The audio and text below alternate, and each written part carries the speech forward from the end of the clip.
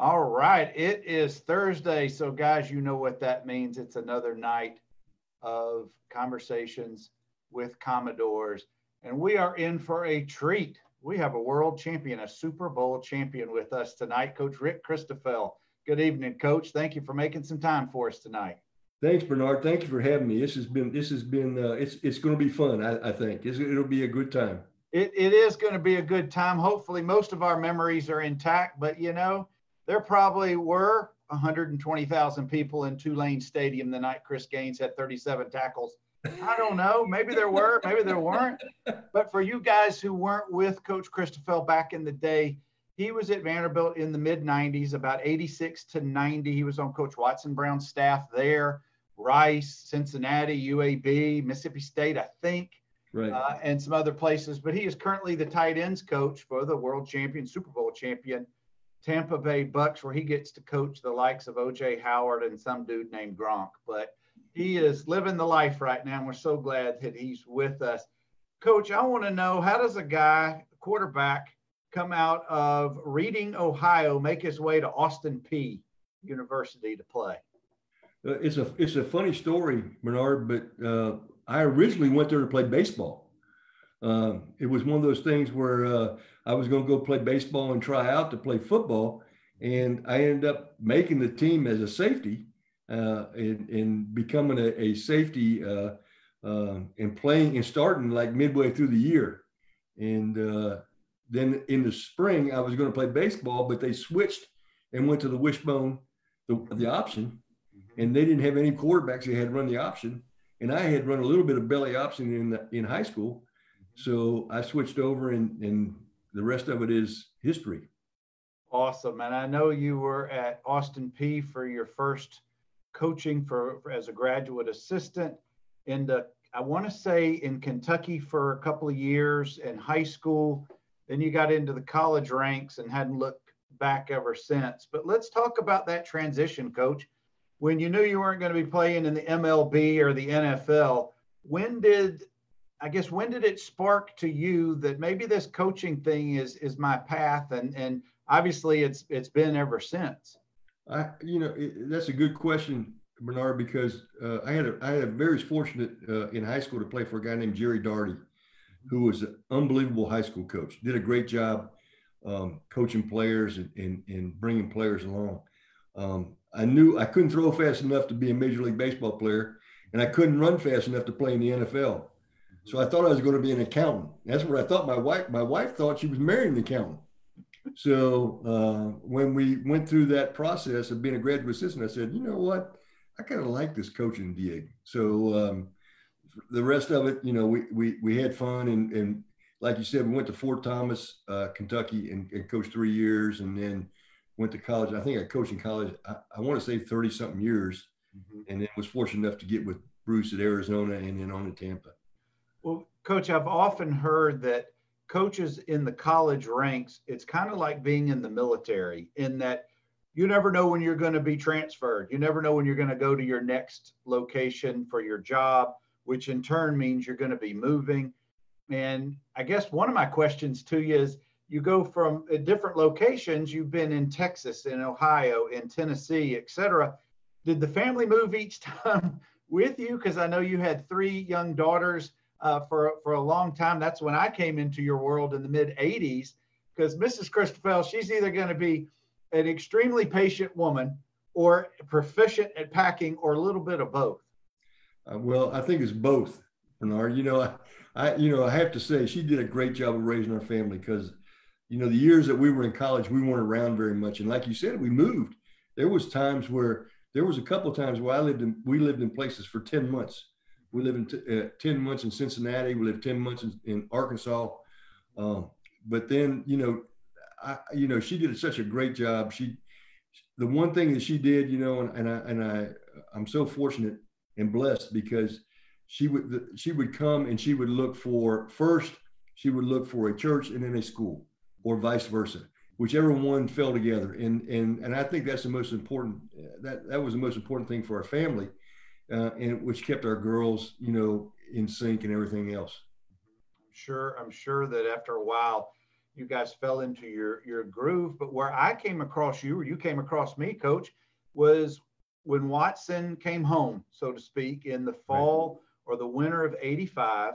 I was in the first recruiting class, and at that point, you guys were also transitioning in a couple of months earlier when Coach Mack's staff and Coach Mack had left Vanderbilt, but y'all came in. You were running backs and quarterbacks coach.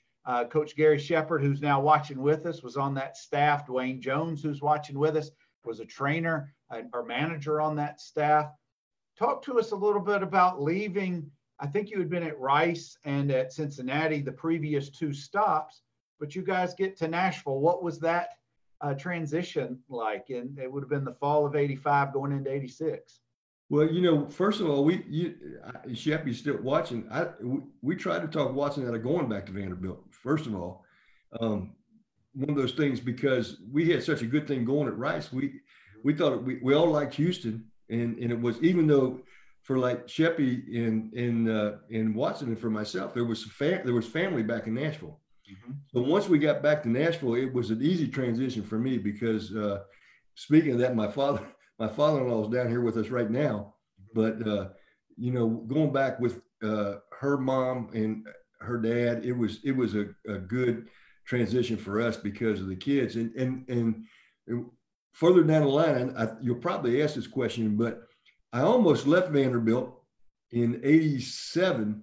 Bruce Arians, that's the first contact I had with Bruce Arians because he tried to hire me at Temple as the offensive coordinator.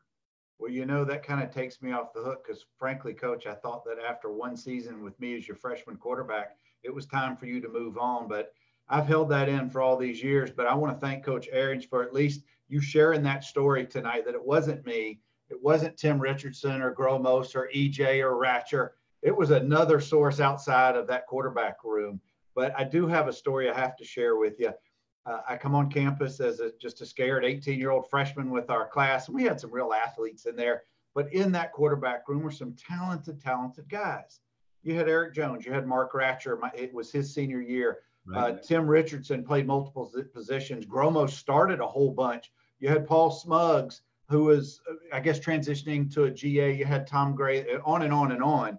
And I walk into there, and I guess it was a test.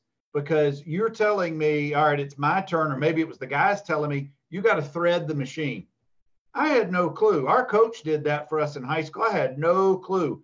But I learned very quickly how to splice the film. Guys, it was the old 16 millimeter film that you had to splice together. Oh, it was a nightmare. And you had about this much patience for what I couldn't do to begin with. Thankfully, you were patient enough to at least show me the way to get it done. But man, that was, wow. I was white. I remember that. I totally remember that. Oh, Coach, I was white knuckling. And I tell you, we got the playbook from you guys, and I don't know if it was one you may have had at Cincinnati or even at Rice, but it was, back then it was just pages and a big 3-ring binder, and nothing like today's technology, of course, but that thing had to have weighed 7 to 10 pounds. Exactly. And you give it to us, you're like, all right, go learn it. I'm like, I don't even know what a hot route is, much less know how to throw it or read it. But the one thing I will say, and this is a true credit to you and the staff and what you guys instilled in players like us, is it didn't take very long for us to quickly pick up the system, and not just what was in the paperwork, what was in the binders, but it's the feel of it. And you get up there and it's a lot of visual. It's a lot of nonverbal communication, which I don't think the average fan, Coach, even today, can pick up on the nuances of any sport on a high level. And I love that about college football, any team sport. It's the visual. And I want you to talk a little bit about that. And here's where I want to go with it. Back in the 80s, we were calling in plays. You were on the sidelines. Different people had different responsibilities to signal them in. Mm-hmm. People don't understand how difficult that was. Talk a little bit about that nuance, about you working with a quarterback and that part. I think it's called a trust factor, Bernard. You know that. I mean, you got to trust what goes on. And I've always said, in Sheppy's been around us, and I've always said this as a coach, if it takes me more than 2 or 3 sentences to explain something to you, it's either too complicated or I'm not doing a very good job of coaching it. So as a player, as go back as a coach, I got to make sure that you can understand what we're trying to do. And if you can't understand what we're trying to do, then we either got to go back and look at it and say, what are we missing here? Is it too complicated, or are we not getting it communicated across to the players? And if it's one of those two, then we got to do a better job of narrowing down the process and doing those things with you all and getting that done with a player. As a coach, I mean, it's easier for a coach to sit here and say, oh yeah, he didn't learn it or he didn't know it, but that's our job. That's our job to get it across to you. And if we put you in a position where you can't be successful, then that's our fault. That's not your fault. Coach, let's stay in the coaching ranks for a little while. I know you're in the pro ranks for a couple of years, several years now, and it's a whole different experience for you, but you were in the college ranks for so long and you recruited kids for many, many years. And I've always wanted to ask this of an experienced coach. Sometimes you never get to see your recruits in person. Mm-hmm. For whatever reason, you may only see them on film, or you may only get the word of another coach who you really trust. How do you, as a coach who's coaching running backs or quarterbacks, whatever your position is, how do you evaluate that talent, either on or off the field, to know, I think that fellow would fit our system? I mean, I know that it's a big leap at times, and not all of them pan out. I know that. But how do you develop that skill or that experience of knowing who to bring on campus and offer them a scholarship? You know, that's the toughest thing. You know, that's one of the toughest things you talk about, Bernard, is that when you evaluate, you can see a lot of guys on film. A lot of guys are good players on film and do good things. That's one of the things I liked about recruiting, is that I could go personal with them. If somebody was recruiting a running back and I was recruiting a running back, or I was coaching running backs, and we were like that guy, I said, look, I want to go meet him. I want to see him. I want to talk to him either when he's on the visit or whatever. And if I didn't feel comfortable with him, or if I didn't think he fit our system, I would never say it in front of everybody, but I might say it behind closed doors. This guy's not going to work out.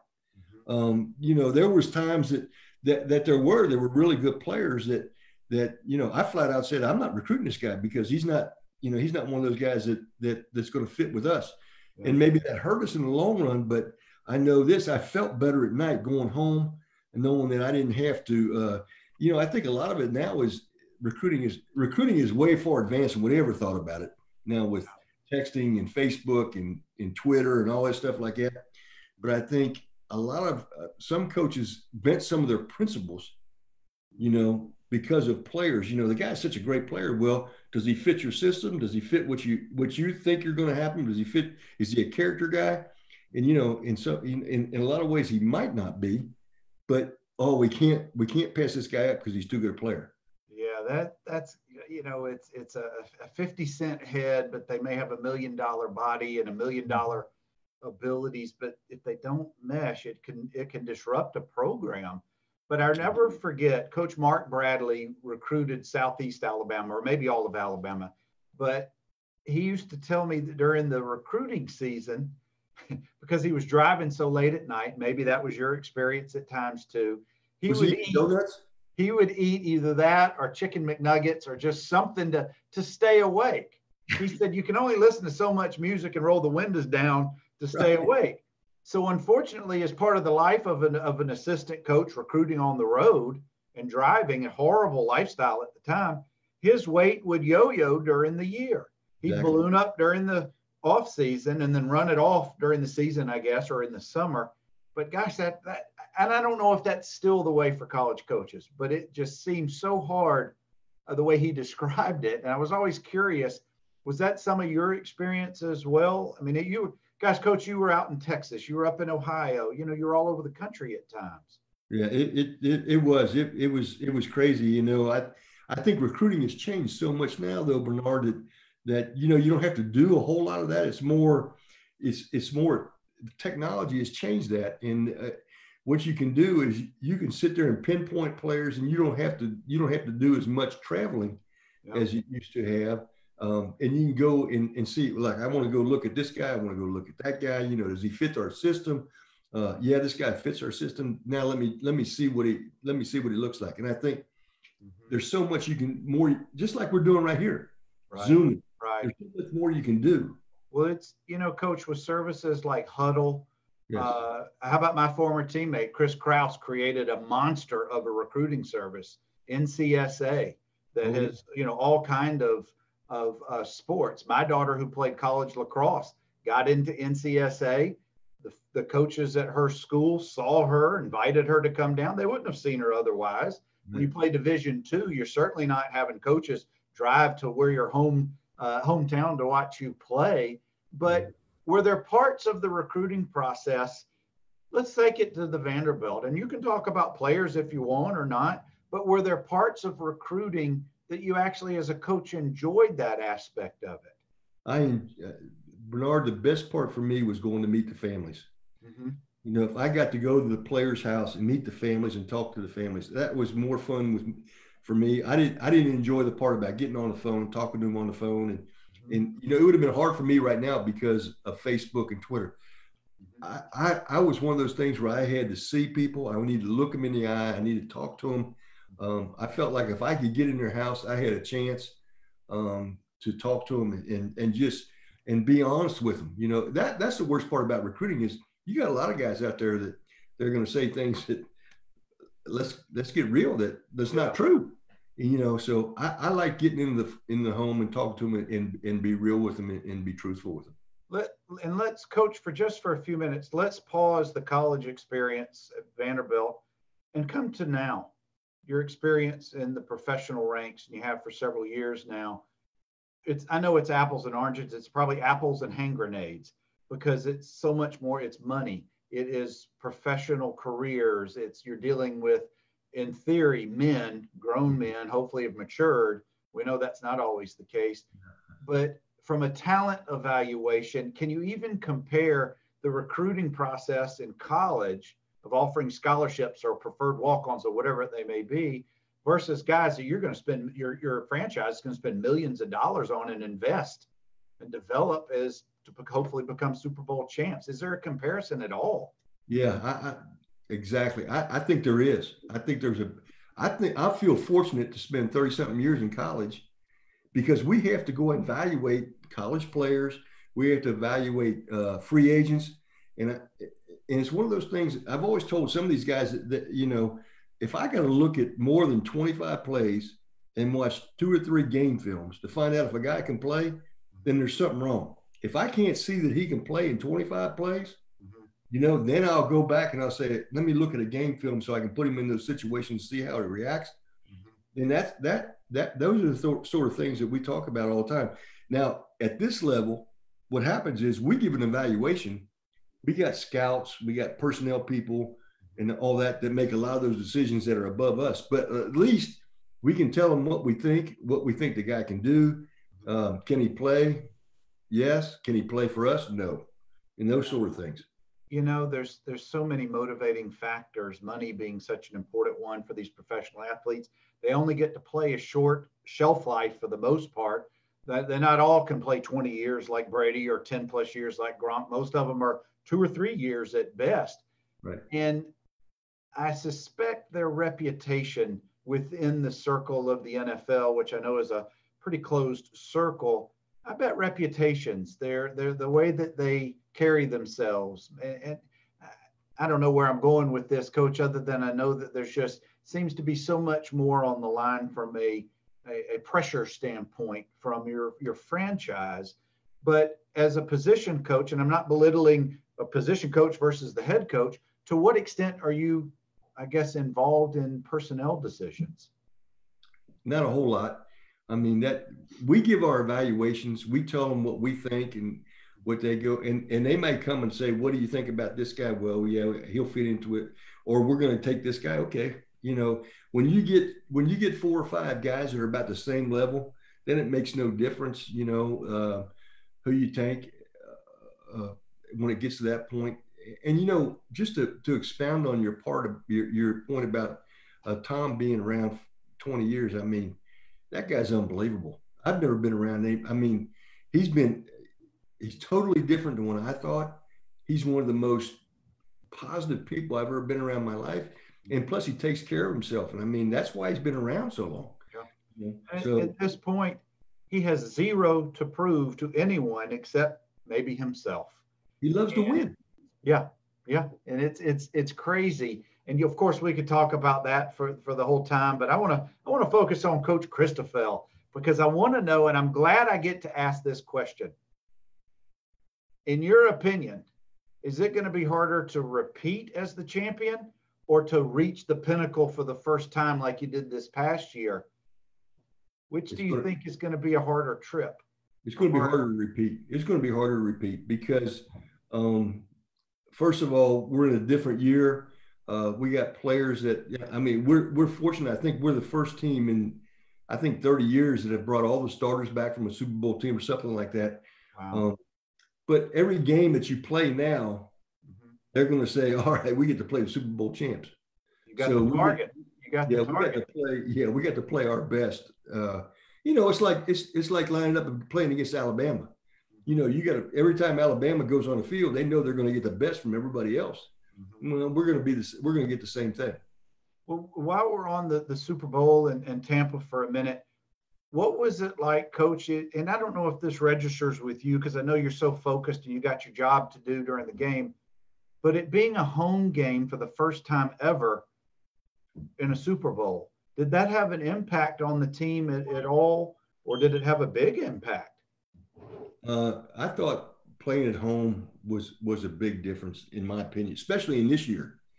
It being the pandemic year, being at home, we didn't have to do all the we did the press conference stuff, but it was all Zoom.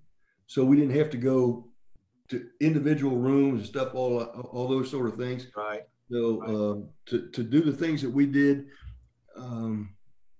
it was an exceptional year, Bernard. To tell you how it was just unbelievable. Well, I'm not letting you off the hook for the Vanderbilt stuff, Coach, but we certainly are rooting for you to get back to the Super Bowl and take another title. And hopefully Keyshawn is with you. And I don't know, there was a second player from Vanderbilt, maybe on the practice roster. And you guys in the comments, I bet Dwayne will remember. But anyway, Coach, I want to ask you, I want to go back to the Vanderbilt years. And I'm going to preface what I'm about to ask you to tell you, I've checked with our Vanderbilt football legal staff. The statute of limitations is long run for anything that could have happened in the 80s in Tennessee. I'm not going to ask you about Watson's surprise birthday party. I promised I wouldn't do that. Okay. But I want to know what we didn't know. I want to know how the coaches, you don't have to sugarcoat this because we had some tough years. I want to know how you coaches were able to stay together for so long because you went from different programs and were together at least my 4 years, 86 to 89, as one staff. And that can't be easy, working together and not having the production, not having the wins that we all were hoping for. How do you stay together? How do you work together? We had a great staff, Bernard. I mean, we had a bunch of guys that were, they were for each other. I don't think there was anybody on that staff that was trying to go anywhere else. And I think that's the most important thing. We were all united in trying to do one thing and one goal. And that was to win football games at Vanderbilt. And I think it was on either side of the ball. We were together. I know we had each other's back. And when we did something off the field, we did it together as a staff too. And I think that's what was important. And Coach, I know at times emotions spilled out. There were arguments. I get that. You're human. Your jobs are on the line. You want to win. You want to produce. You want everything to be good. But that didn't always happen. I get that part. But I will say, at least from my observations, I never saw fighting and those kind of things. And I always thought that was admirable that everybody stayed together as a staff. And there were one or two coaches that left. I want to say Coach, lineman coach went into the pros. Dwayne helped me out. And before I forget, Coach, how can I forget Shelton Quarles? Holy smokes, off the Tampa Bay team. Oh, he's a gem, man. Shelton came on the show a few months ago, right after the Super Bowl win, was just so gracious. We had an awesome discussion. And Shelton, if you're watching this later, I do humbly apologize. You were not the active roster player I was thinking of earlier. George Warhop, that's who it was. He was not there the whole 4 years I was there. He either came in or went back out. And Coach Poole, Bryant Poole as well. Yeah. Coach, let's stay with the Vanderbilt years if you can for a little bit. We switched offenses a couple of times. You had my years was Mark Ratcher was the starting quarterback. Right. Then we had Eric Jones, right. John Gromos. And then by the time my senior year, you had Marcus Wilson played a little bit. One Donut, Mike Healy played a little bit. Oh, yeah. But we switched offenses also in there. And I don't know if you remember this time period, but we either went from a largely passing offense to more running or vice versa. But then when EJ came in, he could really do a little bit of everything. And do you have any memories of this time period and the changing of offenses? Because you were running backs and quarterbacks coaches for the most part during my time. And then you became, I think, maybe the DC the last year there. 1989. It was the year before we got fired. When we switched, I went over to be defensive coordinator, and Sheppy went over to coach the running backs, I think. Mm-hmm. If I'm not mistaken. Yeah, it was one of the things that happened, if you remember, Bernard, we had Ratch. Ratch had come off of a bad injury. He had dislocated his hip or something like that. He did. And came back that first year when we were there. And Eric was kind of a guy that I think he had transferred from Northwestern. He did. And you actually had him at wide receiver for a short period. Exactly. Mm-hmm. And then we came back in the spring, and Eric, I think EJ and you and it may have been Tim, because John was there at the time too. Mm-hmm. But John became more of a we went more to an option kind of offense, and John became a kind of a guy that was back in the background. And I think you and Tim were. It was more so EJ became the starter. Tim was second. Right. But Gromes, you're right. You was more of a running attack, but you came back around to Gromes. Gromes started, I think, in 89 when you went more back to the passing. Exactly. EJ had a great 2 years, 87 and 88. There was actually a campaign for Heisman, if you remember. He had a great 87, had a lot of great individual games, but we played so many great teams back then. You know, when you run through the SEC, whether it's in 2021 or in 1989, you're running the gauntlet. And we played some great quarterbacks and some great teams. We had to play Brent Fullwood. We had to play the likes of, I want to say, Bobby Humphrey and Emmitt Smith, maybe. And, you know, those guys are legendary. Yeah, we did. We certainly did. I think the 1 year, I think it was EJ's junior year, we won the last 3 out of 4 games. I think we were at Tennessee, and we were up 28-7 or 28-3. 28-3. And they came back and beat us. And then the next year we started out 3-1. Mm-hmm. And then we were playing Duke, if I remember right. Yep. We missed a field goal. We sure did, very late. I think it was at home and lost like 18-17. Yeah, and we would have gone up 4-1. Coach, we were up. I want to go back to that Tennessee game because that's a game I'll never forget. You know, I had the pleasure, if you will, and I say that loosely, being scout team quarterback. I was Jeff Francis. So I got to get the crap knocked out of me by the likes of Chris Gaines for a few years. Yay me. But actually, Chris is going to come on the show if Dwayne will help me get hooked up with him. But Billy Cunningham, you may remember, stepped in front of like a little screen pass and took it to the house. We had just worked on that in practice 2 days before. We were up 28-3. We had to wear our helmets going out of the stadium at halftime because they were throwing stuff, but we couldn't stop them in the second half. Lost, I think, 38-36, and had to wear helmets going back out again because it just rained down in that awful stadium. That probably was the most hurtful. That was the worst loss during my time that I was there. But I think it was the next year, maybe my senior? No, 2 years later, we went back, and we lost 17-10 in Knoxville. And I thought that truly was a winnable game.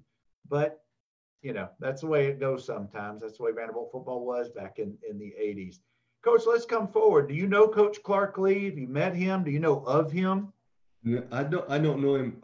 I don't know. I know the name. That's all I know. I don't know much about him other than that. It's, you know, Bernard, I'm an old guy. Those younger guys, I don't know. You know, a lot of the guys I know either retired or dead. Well, that's Coach. I know that it's during the season you're so locked in with your duties with the NFL, and I suspect there may be nights you even spend the night at the facility certain times, or maybe did back in the day. But during the college years after Vanderbilt, you guys ended up. I came across you again later on in the '90s when you were at UAB, and I want to talk a little bit about that experience. And that was an up and coming, a fairly new program. And you guys, I want to say, did you take it to Division One, or had it become already Division One at that point? No, we got there. They had been club football, and Jim, I can't remember. Is it Hillier? Jim Hillier did a great job of getting that program ready, and we went from Division Two to Division One, 2A, Division One, and we were fortunate. We had a lot of good players that came through there. You know, those years that we were there, we had Brian Thomas and Eddie Freeman and Roddy White. I mean, there was a lot of Daryl Hackney, a lot of really, really good players that came through there. You had a walk-on from my hometown, from Northview, Dothan, Alabama, who ended up playing with the Cowboys for several years. Started out as a walk-on, Izell Reese. Izell Reese, yes. Yeah. Izell's back in Dothan. He's affiliated with the NFL. He is running I'm gonna butcher this, and if Izell sees this, I'm sorry, but it is NFL has a division of it with touch football or flag football. It's open to boys and girls to develop the game. Right. And he has bought an old school in Dothan, turned it into a youth center, and they're holding sports games or football games there coming up pretty soon. And he's just given back to our community so beautifully. But you guys helped to develop him from a walk-on to I think a 6th-round draft pick, and played in the NFL with the Cowboys for several years. Good for him. You know, we had another guy there named Damon Sidney that played for the Titans for 6-7 years too. I mean, we were fortunate. We had a lot of good players that came through there and played for us, and it was a good time. It was a fun time. You also had a fantastic victory against LSU. I know you got to remember a little bit about that game. It was a little side note about that is if Watson's watching that, he might get mad at me, but Watson came up about 3 hours before the game and says, "You're going to call the plays in this game." And I said, "Okay." So we went into the game and we were up 10-0 at halftime. We had a guy named Jagiel Duggar, was, you know, pretty good, and he was a pretty good running back. We handed the ball to him, and I knew we had a really good defense. And so I was playing, you know, I was calling plays of the defense as much as anything. And then we came back out. They went up 10-10, and we were in a situation. There was, I think it was like 28 seconds left to go in the game or something like that. And Josh Booty was their quarterback. They put him in. And I think this is what I've heard is he checked the play that they didn't have on their offense, and he threw a pick to our corner, Chris Brown. And Chris took it, and then we got in position to kick a field goal, and Rick Gallego kicked the winning field goal, and it was just a heck of a victory. I'd tell you this, I've only lined up against Nick Saban once, and we beat him that one time. So a lot of people can't say that, but I can. That's right. And UAB has had some very memorable wins in the last several years, Conference USA champs. They've been dominant at home, been going to bowl games. But I think that LSU game really put a lot of potential and future recruits. It put UAB on the map, because you go in and you beat a team of that caliber, right? Regardless if they were an up team or down team, it didn't matter. That was a franchise SEC school, and to beat them, that says a lot. It really. It was a great win for the program, and you know, a lot of players did a great job, and it just showed what you know. Bill Clay was our defensive coordinator at the time, and he did a great job of game planning them defensively. But we had some good players defensively. You know, we had two out of the front four guys were 1st and 2nd round draft picks. So, and next year I was fortunate enough to be the defensive coordinator with those guys, and that was a fun year. So some say they made you look good. Some say you made them look good, but you both get credit for being as accomplished. It's, you know what it is, Bernard. They always make you look good. So I'm gonna say those guys made me look good. Well, Coach, I'm giving you all the credit. If you need a hype man, I'm your guy. But I got another game Dwayne wants me to bring up. When you guys were at Mississippi State, Okay. I'll take you to Starkville. You had a big win against Texas in Man. Starkville. That was a pretty impressive game. Any recollections? I know I'm putting you on the spot here, but any recollections of that game? No, I think they were rated the top 5 in the country when they came into Mississippi State. And we got in there. And again, I think Bill Clay was our defensive coordinator, if I'm not mistaken. But the good thing about it is that we did a good job of controlling the football, and we made some big plays at the time. And I think the game ended up, the game was close. It was like 17-9 or something like that, 17-10. That was the first big win for us at Mississippi State against a ranked team. Mm-hmm. Well, it was during those years and several years afterward. Playing at Mississippi State can be a tough win, even for good teams. Those darn cowbells included. That's pretty tough. But this is a side note, Coach. I follow the Vanderbilt baseball team very closely, even up till today. And for those of you who may be curious, they're beating Kentucky right now. Kumar's on the mound. He's got 7 or 8 Ks. They're up 2-0 in the 5th inning. But anyway, the Mississippi State fans on Twitter, which I know you don't care for at all or follow, they think that Vanderbilt has unlimited number of scholarships. And they complain about the Vandy Whistler in the stands. Boy, if that didn't call the kettle black with the cowbells. But anyway, that's what makes college sports and the fan base is so passionate. That's what's so fun.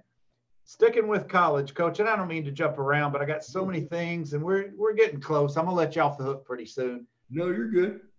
What did you like about the college game, coaching in college? I know that getting to meet the kids and their families and those things, but what was it of the college atmosphere that maybe the pro atmosphere doesn't have that you were able as a coach to at least get a taste of or be involved in a little bit? Was there an aspect of it that you liked? I think in college, back when I was in college now, Bernard, this changed a little bit, but back when I was in college, I think the players were trying to be a sponge. They wanted to know everything they could about the game, about the offense, just like you were talking about the playbook. They tried to learn everything they could. And I think that was the most important thing for them. I mean, they love to win, but teach me what to do on the playbook. In the pros, and I've learned this over the years, is these guys they know what to do. What they want you to prepare them. And if you see something that they're doing wrong, tell them what we're doing wrong. Help me to fix it. And if you can fix it, then you're gonna build that trust factor. And I think that's the biggest thing up here. And I think it's getting like that more in college now is the trust factor between the players and the coaches. If they trust you, they're going to listen to you, and they're going to go out and play. It doesn't make any difference because they got to play because of what their job. That's their job.